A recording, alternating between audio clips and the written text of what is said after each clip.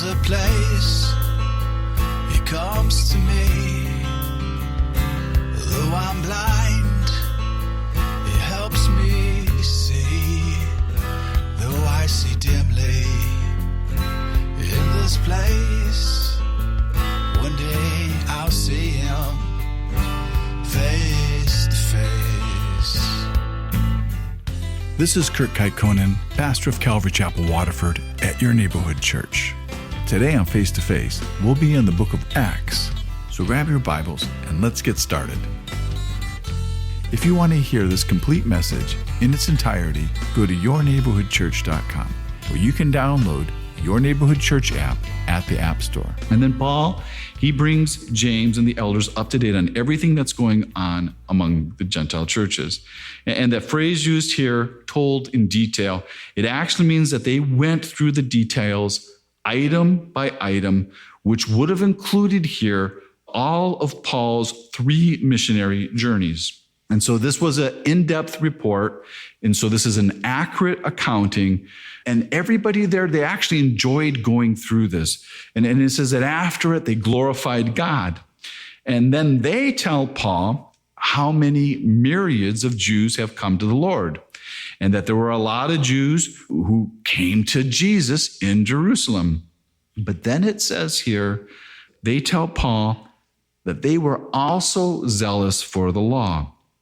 And so what it seems that after Paul finished his report, that the legalists, that they brought up these rumors that were circulating around about Paul, that Paul is telling the Jews to forsake the law. And you kind of have to remember, that's what Jesus was accused of. And that's also what the martyr Stephen was accused of. He was accused of this forsaking of the law, where that's always a charge from the religious Jews.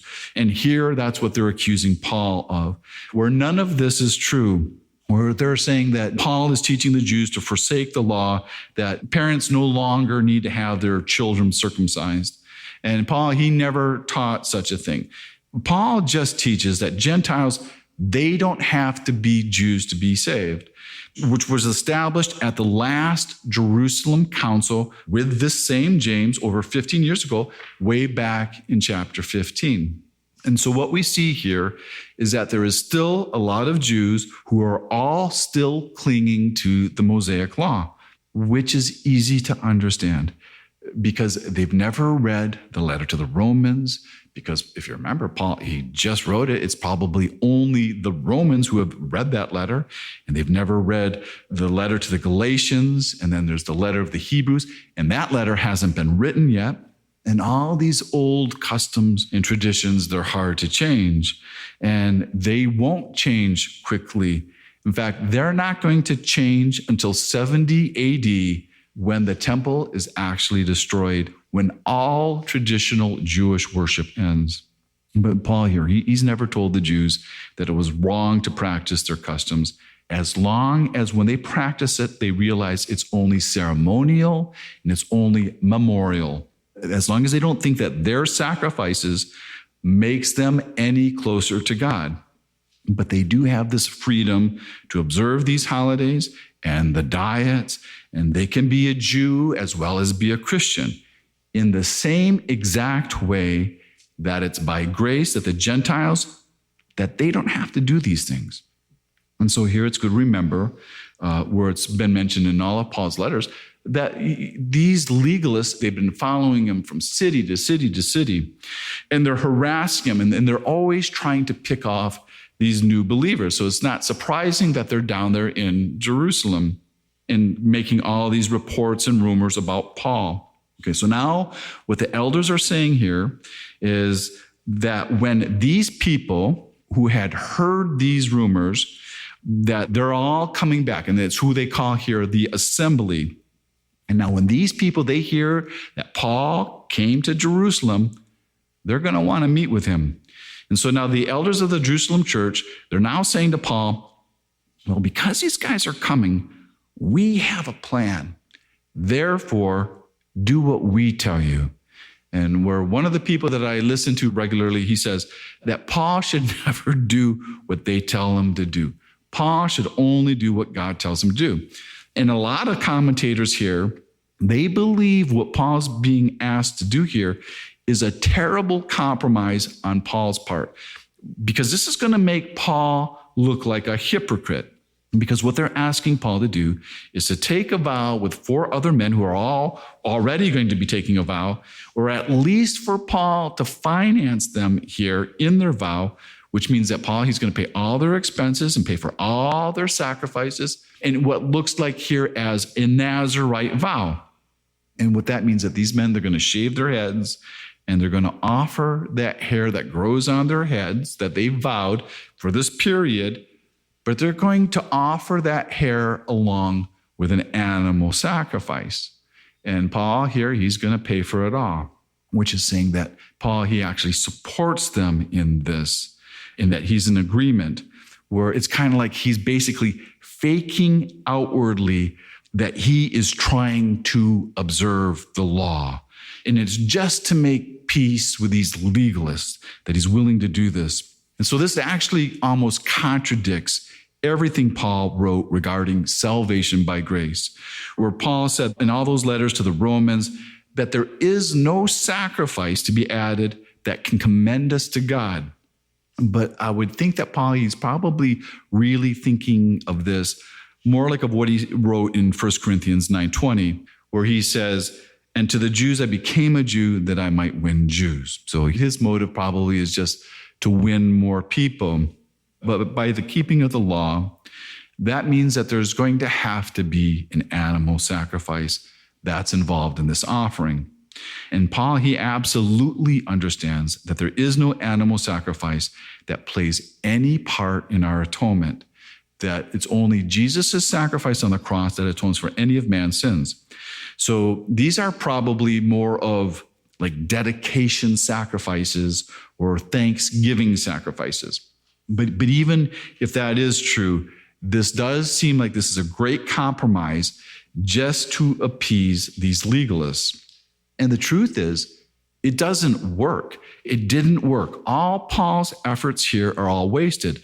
It didn't bring these two sides any closer together.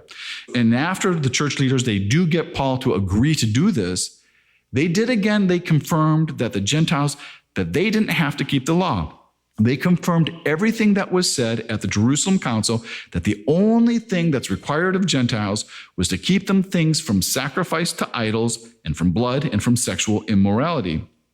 So here, there's another problem with this, and that's that they're acting like the church is two different groups, that they're two separate groups, that it's made up of Jews and a separate group of Gentiles.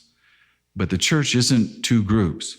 The church is only one group. It's only one body of believers in Christ. But after agreeing to this, the very next day, Paul, he goes with these men to the temple, and he makes this vow with them that's going to last for 7 days. And they almost make it through this whole vow period of 1 week. And some people, they believe that it's actually God who intervened here so that Paul couldn't complete this vow and perform those animal sacrifices. Because just before Paul can complete the vow, Paul is being seen by some Jews from Asia, which means that they're probably from the city of Ephesus, and they're also probably not Christian Jews, where these same men, they have seen Paul in the marketplace with Trophimus, who is Ephesian, but he's also a Gentile. And because they see him together, they assume that Paul has brought his Gentile friend into the temple, which never happened. But that's what they accuse him of. And so these Asian Jews, they start pointing at Paul and they're starting to yell, he's the one. This is the man. He's the one who teaches every man everywhere against the people, against the law, and against his place. And then they say, he also brought Greeks into the temple and defiled it. And this is a very serious charge. And what they're saying is that Paul brought Trophimus from the court of the Gentiles into the court of women. And I don't know if you remember this, but the court of the Gentiles, even at Jesus' time, it was made into a marketplace to be able to sell these animals and exchange monies. There was no room for Gentiles in the court of the Gentiles. And that's because the Jews didn't care if Gentiles had a place to worship. But between the court of the Gentiles and the court of women, there was a wall that separated them, where Jewish women, they could go in, but no Gentiles could go. And it was on that wall, it was posted with signs saying, no foreigner may enter within the barricade which surrounds the sanctuary and enclosure. And then it says, and anyone who is caught doing will have himself to blame for his ensuing death. Or these signs, they were posted both in Greek and in Latin, but they weren't written in Hebrew because Gentiles, they don't read Hebrew.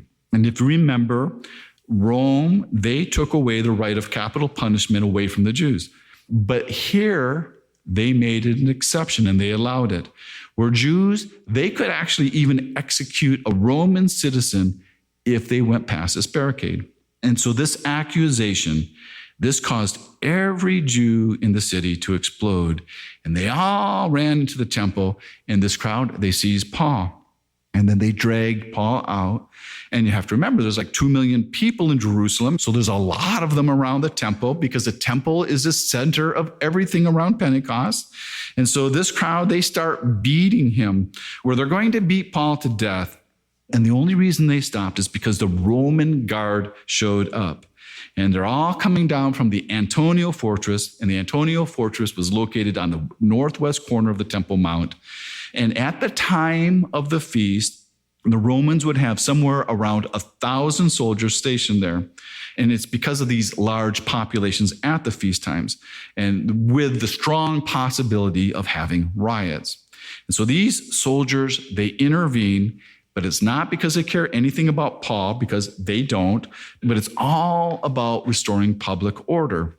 And then here we see the commander that he sent soldiers, and it says, and centurions, which is plural. And you have to remember, each centurion, they have 100 soldiers with them. And so there's a lot of boots on the ground here. And then the commander commands Paul to be chained with 2 chains, which means that Paul, he's actually chained between 2 soldiers, one on each side of him. And then the commander, he's asking the crowd, hey, what has he done? But he's not getting a straight answer from anyone, where everyone's saying something different. And so he's not quite knowing what to charge Paul with. And so the commander orders Paul to be taken to the barracks. And because of all this violence, Paul's having to be carried up the stairs of the Antonia Fortress. So this crowd is yelling, away with this man, away with this man. And so now we have to stop here just for a second, and we have to look at the scene, because at this very same place, about 27 years earlier, right here at the Antonia Fortress, this is where Jesus was bound by the Romans as the Jews yelled, away with him, away with him. And now it's here, it's Paul who's being carried up these very same stairs, and he sees this crowd, and these are all Jews. These are his people. These are the people that he's wanted to preach Jesus to his whole life since he became a Christian. These are the people where Paul said he would give up his own salvation, where he would be damned if they could be saved. You've been listening to Face to Face. Face to Face on this radio station has been provided by Your Neighborhood Church. If you want to help support Face to Face and put this program on other stations just like yours, you can contact us at yourneighborhoodchurch.com or write Your Neighborhood Church, P.O. Box 500, Romeo, Michigan 48065. There's a place he comes to me. Though I'm blind, he helps me see. Though I see dimly in this place, one day I'll see him face to face. Tune in again tomorrow at this same time as we continue to go through the Bible.